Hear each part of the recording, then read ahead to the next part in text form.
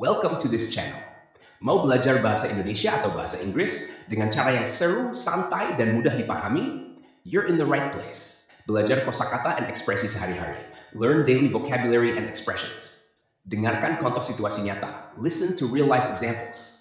Subscribe sekarang dan nyalakan notifikasi. Let's learn together and have fun.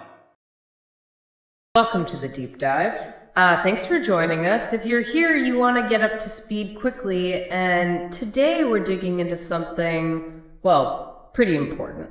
We're talking about what can happen when you stop taking certain prescription meds. Exactly. We've looked into the potential effects, especially when people stop suddenly or, cut their dose way down. Yeah, and it seems like the reactions can really differ quite a bit depending on the drug. That's right. So today we'll focus on a few key groups. Benzodiazepines first, then antidepressants, specifically SSRIs and SNRIs. Also opioids and corticosteroids. Okay. The aim is really to understand the main withdrawal symptoms for each and crucially the safe ways to, stop taking them if needed. Got it. So let's start with those benzodiazepines. These are things like alprazolam, diazepam, Valium, Xanax, right? Anti-anxiety meds. Correct. Those are the ones often used for anxiety or sedatives. So if someone just stops taking them, what happens then? What are we looking at?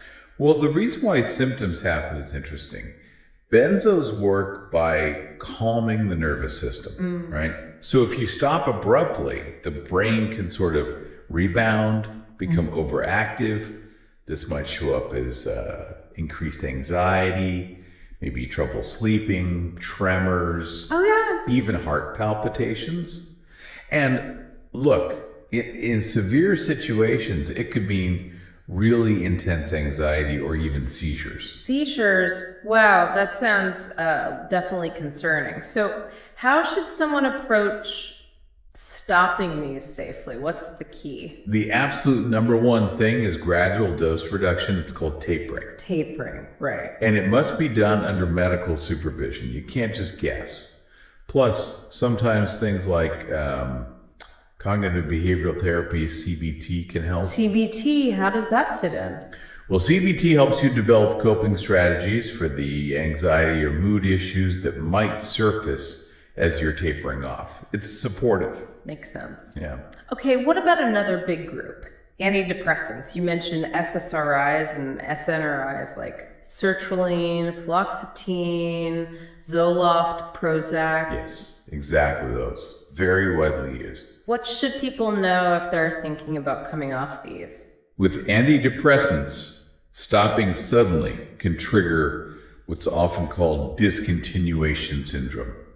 Not quite the same as addiction withdrawal, but still unpleasant. Discontinuation syndrome, what does that feel like? Symptoms can be varied. Maybe dizziness, sometimes these weird brain zaps. People describe them like little electric shocks. Brain zaps. That sounds really strange. It does, yeah. Also nausea, maybe more anxiety, sleep problems, mood swings. It's a mix. Okay. So again, what's the safe way off? Similar approach. Pretty similar, yes. Slow dose reduction is key. Always talk to your doctor before making changes.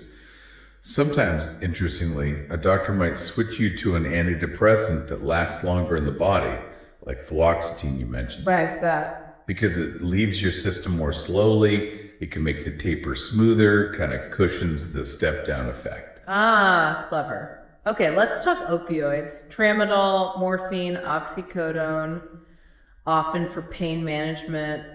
What's the withdrawal picture there? Opioid withdrawal can be pretty rough. Think flu-like symptoms, but often more intense.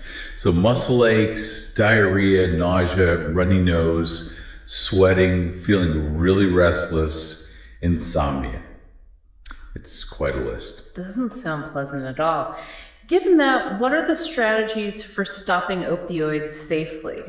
Again, gradual tapering of the dose is usually the first step. But sometimes, depending on the situation, substitution therapy might be used. So methadone. Like methadone or buprenorphine, yes. These can help manage withdrawal and cravings under medical guidance. And psychological support plus medical monitoring are really vital here. Right. Okay, one more category. Corticosteroids. Prednisone is a common one, right, for inflammation? Yes, used for lots of conditions involving inflammation. What happens if you stop those suddenly, especially after using them for a while? This one's really important. Stopping steroids like prednisone abruptly after long-term use can cause serious problems. We're talking fatigue, joint pain, low blood pressure, and potentially even something called an adrenal crisis. Adrenal crisis. What's that? It's a severe condition where your adrenal glands, which have been suppressed by the medication, can't produce enough essential hormones on their own. It's a medical emergency.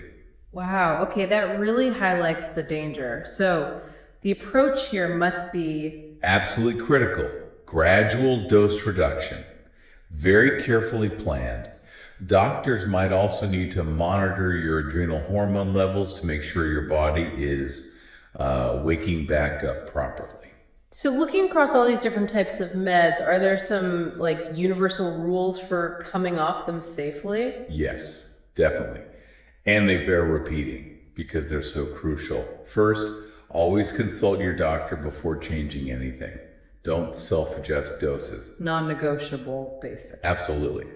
Second, that gradual dose reduction tapering over weeks, sometimes months, is almost always the way. Slow and steady. Exactly. Third, getting psychological support, maybe joining a support group, can make a huge difference. Good point. What else? Just basic wellness stuff, really. Staying hydrated, eating well, it helps your body cope during the adjustment. And finally, keep a close eye on how you're feeling and report any worrying symptoms straight away to your doctor or healthcare provider. Okay, so the big takeaway seems clear. Just stopping certain prescriptions suddenly. Bad idea. Can lead to all sorts of withdrawal issues. Definitely. Medical guidance, a gradual taper. That's the way to do it safely. We've hit on benzos, antidepressants, opioids, corticosteroids, different drugs, different specifics. But that careful, supervised approach is the common thread. Precisely. And, it makes you think, given how complex these withdrawal processes are, what other things, besides just the drug type and the dose, might really influence how someone actually experiences coming off a medication. Things like individual biology, maybe other health conditions, life stress. That's a really interesting question to leave people with. Lots of factors involved, it seems. It's definitely a complex interaction. Having that informed chat with your doctor is always the vital starting point. Thank you for watching this video. Hopefully useful. Don't forget to like and subscribe.